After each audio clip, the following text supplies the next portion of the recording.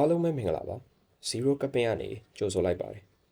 ဒီနေ့မှာကတော့ solo level လေးနဲ့က main protagonist ဖြစ်တဲ့စောင်းဂျင်ဝူလို့ပြောလိုက်မယ်ဆိုရင်ဂျင်ဝူနဲ့အတူသူ့ရဲ့ Shero Army ကိုလည်းပြင်းမြင်မိကြမယ်လို့ထင်ပါတယ်ဒီနေ့မှာကတော့ဂျင်ဝူရဲ့အသုံးအများဆုံး spare တွေတွေကတစ်ခုဖြစ်တဲ့ Shero Army တွေက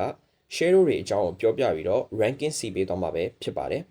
ဆိုတော့ ဗီဒီယိုလေးကိုစလိုက်ကြရအောင်ကျွန်တော်ရဲ့ channel မှာ solo level လေးနဲ့ပတ်သက်တဲ့ content တွေအပြင်enemy content တွေကိုလည်းတင်ဆက်ပေးနေတာကြောင့်ဒီလို content ပုံစံမျိုးတွေကိုကြိုက်နှစ်သက်တယ်ဆိုရင် channel ကို subscribe လုပ်ခဲ့ဖို့တောင်းဆိုပါတယ်ဆိုတော့စလိုက်ကြရအောင်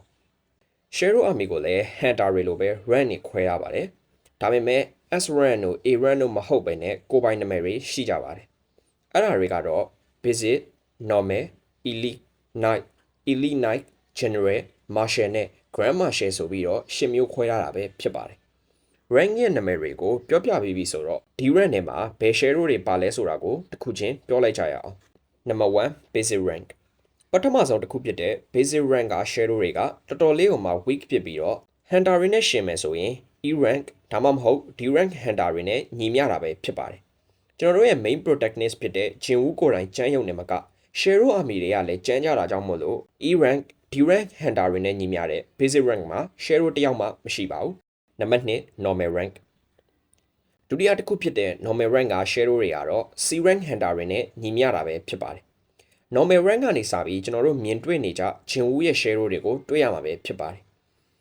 normal rank မှာကတော့ night တွေပါဝင်လာတာပဲဖြစ်ပါတယ် night တွေကိုတော့ဂျင်ဝူတယောက် job chain quest dungeon မှာပထမဆုံးတွေ့ရတာဖြစ်ပြီးဂျင်ဝူရဲ့ပထမဆုံး Shero တွေလည်းဖြစ်ပါတယ်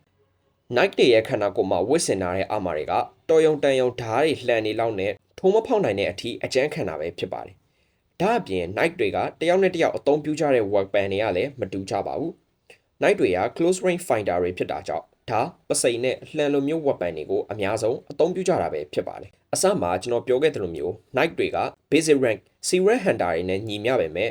ramp or တွေနဲ့တွေ့တဲ့ဘက်တဲမှာ elite rank ကို level up သွားခဲ့တာကိုတွေ့ရမှာပဲဖြစ်ပါတယ်။ basic rank မှာနောက်ထပ်ပါဝင်တဲ့ Shero ကတော့ Icepear တွေပဲဖြစ်ပါတယ်။ Icepear တွေကိုပထမဆုံးတွေ့ခဲ့ရတာကတော့ Ragged Accident မှာပဲဖြစ်ပါတယ်။ Icepear တွေရဲ့ခန္ဓာကိုယ်ကအရွယ်အစားကြီးမားလွန်ပြီးမာကျော်လွန်းလာတဲ့အပြင်သူတို့ရဲ့ခန္ဓာကိုယ်နဲ့မလိုက်အောင်လဲမြန်ဆန်လွန်းကြတဲ့အတွက် Basic rank ကိုရရှိတာပဲဖြစ်ပါတယ်။ Number 3 Elite rank မြန်မာလို့ဆိုရင် Elite rank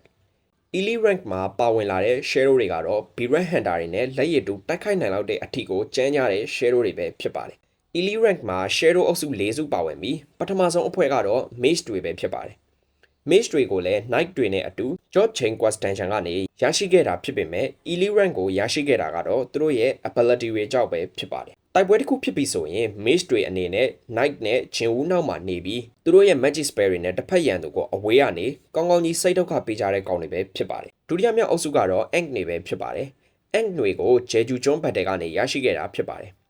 Ant တွေဟာလူတစ်ယောက်အရွယ်အစားနီးပါးရှိပြီးဂျေဂျူကျွန်းမှာဘယ်လောက်ထိကြမ်းပြီးဒုက္ခပေးခဲ့လဲဆိုတာအလုံးတွေ့မြင်ခဲ့ကြရပြီးဖြစ်ပါတယ်။ Ant တွေဟာလည်း Knight တွေနဲ့အတူဘတ်တဲရဲ့စစ်မျက်နှာပြင်ကအသေးခံစစ်သားတွေပဲဖြစ်ကြပါတယ်။တတိယမြောက်အုပ်စုကတော့ Red Orc တွေပဲဖြစ်ပါတယ်။ Red Orc တွေကိုတော့ Area Hunter စုံခီဟူဦးဆောင်တဲ့အဖွဲ့ကိုပစ္စည်းလိုက်တဲ့ပေးရင်နဲ့ဂျင်ဦးတယောက်တွေ့ခဲ့ရတာပဲဖြစ်ပါတယ်။ Red Orc တွေဟာ physical ဘိုင်းမှာတော်တော်လေးကိုကြမ်းကြတဲ့ကောင်တွေဖြစ်ပါတယ်။ Area Hunter ဖြစ်တဲ့ကီဟွန်းရဲ့ဒိုင်းကာကိုတော့လှန်ချက်တစ်ချက်ထင်းနေတယ်အကွဲကြောင်းတွေဖြစ်သွားအောင်လုပ်နိုင်တဲ့အထီကိုကြမ်းကြတာပဲဖြစ်ပါတယ်။ Elite rank ရဲ့နောက်ဆုံးကတော့ Nagas ပဲဖြစ်ပါတယ်။ Nagas ကိုတော့ enemy ထဲမှာတွေ့မြင်ရခြင်းတော့မရှိသေးပါဘူး။ Nagas ရဲ့ပုံစံကိုကြည့်မယ်ဆိုရင်လူသားပုံစံနဲ့ဆင်တူတဲ့မွေးတစ်ကောင်ပဲဖြစ်ပါတယ်။စိုက်အနေနဲ့ကြည့်ရမယ်ဆိုရင်လူသားတွေထက်3ဆလောက်ပိုကြီးပြီးအရက်ကလည်း18ပေအထိမြင်မာတာပဲဖြစ်ပါတယ်။ခန္ဓာကိုယ်အသွင်ပြင်းဟာဆိုရင်လည်းအပြာရောင်အသားရည်ချွန်ထက်နေတဲ့သွားနီမြန်းနေတဲ့မျက်လုံးနှစ်စုံနဲ့အတူရေရက်တောင်တွေပါဝင်တာပဲဖြစ်ပါတယ်။လက်တစ်ဖက်တစ်ချက်မှာဆိုရင်လည်း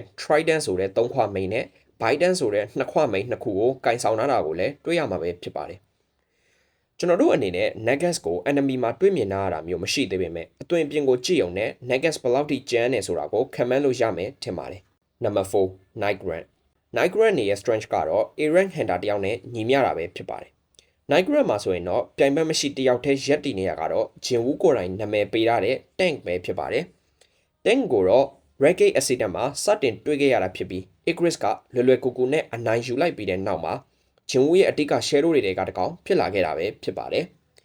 သူ့ရဲ့ခြုံမြနေတဲ့လက်သေးတွေအဆွဲတွေနဲ့ရန်သူတွေကိုအလွယ်လေးအနိုင်ယူနိုင်တာပဲဖြစ်ပါတယ်တခြား Ice Bear တွေနဲ့မတူပဲ Night Grunt ကိုရောက်နေရတာကတော့ intelligent ကြောင့်ပဲဖြစ်ပါတယ်တန့်ကခန္ဓာကိုယ်ကြန့်ခိုင်ကြမ်းတမ်းရုံနဲ့မကပဲ intelligent ရှိကြောင်းကိုလည်းအာယွန်းနဲ့အတူပူးပေါင်းပြီးတော့ Callaghan ရဲ့လက်ရွေးစင်စစ်တီတွေကိုတီးပြခဲ့တဲ့ဘတ်တင်မှာတွေ့မြင်ခဲ့ရတာပဲဖြစ်ပါတယ်တန့်ရဲ့နောက်ထပ်အသုံးဝင်တဲ့အချက်ကတော့ဂျင်ဝူးကိုတိုက်ပွဲတနေရာကနေတနေရာကိုစီးတော်ရင်အဖြစ်ခေါ်ဆောင်သွားနိုင်တာပဲဖြစ်ပါတယ်ဒီနေ့အတွက်ကတော့ဒီလောက်ပါပဲဆုံးဖြတ်ကြည့်ရှုပေးကြတဲ့အတွက်အားလုံးကိုကျေးဇူးတင်ပါတယ်